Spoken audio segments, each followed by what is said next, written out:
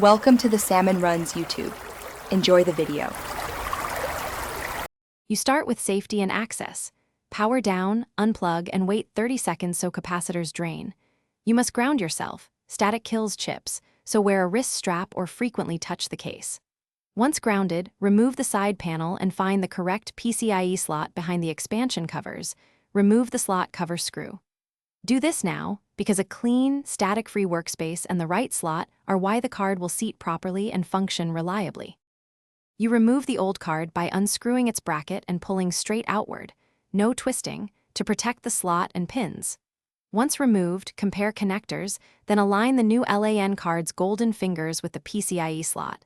Line up the bracket and press evenly until it seats fully.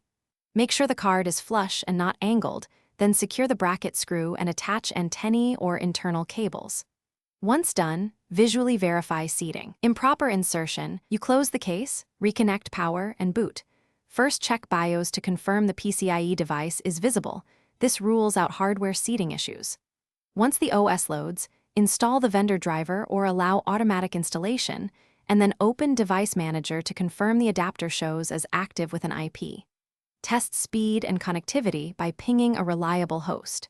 If you hit a problem, reseat the card and try another PCIe slot. That single troubleshoot, reseating, fixes most no-link failures.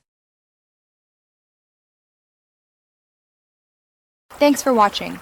Consider subscribing if we helped you.